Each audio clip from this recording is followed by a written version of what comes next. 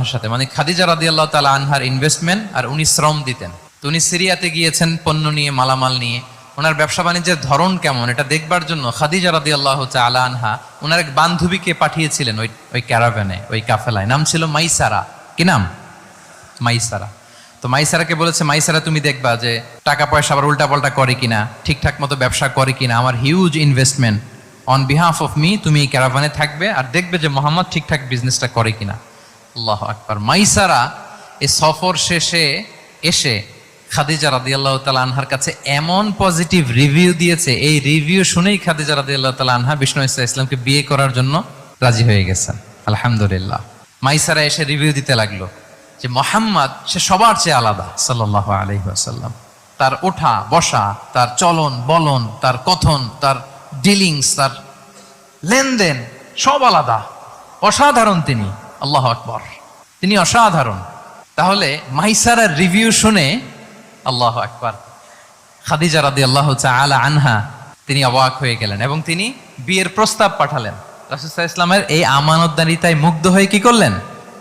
বিয়ের প্রস্তাব পাঠালেন। তাহলে কি পরিমাণে ট্রাস্টওয়ার্দিনেস ওনার ছিল।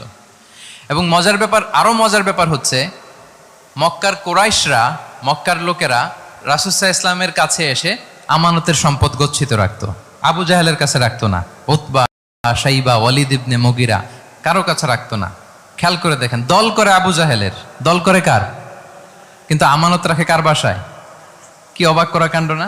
কর্মী হচ্ছে আবু জাহেলের, কিন্তু আমানতের সম্পদ রাখে কার কাছে? মুহাম্মদ সাল্লাল্লাহু আলাইহি ওয়াসাল্লামের বাসায়। রাসূল সাল্লাল্লাহু আলাইহি ওয়াসাল্লাম যেদিন হিজরত করবেন, উনি সাইয়েদনা আলী রাদিয়াল্লাহু তাআলা আনহুকে অ্যাসাইন করে গিয়েছেন যে আলী তুমি থাকো, তুমি কয়েকদিন পরে মদিনায় হিজরতে যাবা, আমার কাছে যত আমানতের সম্পদ আছে এগুলো তুমি আগে বিলি করে তারপরে যাবে। রাসূল সাল্লাল্লাহু আবু বকর রাদিয়াল্লাহু তাআলা আনহুকে নিয়ে চলে গেলেন।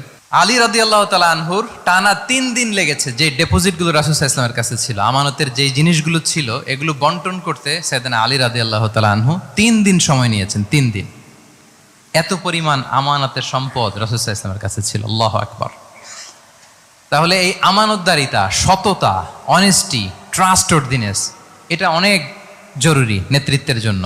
নেতা হতে চাইলে তাকে আমানতদার হইতে হবে। যদি একজন ট্রু লিডার কেউ হতে চায়, তার মধ্যে আমানতদারিতা চাই। কি চাই? আমানতদার। তাহলে ইন্টিগ্রিটি। আপনারা জানেন যে উনি নবুয়তের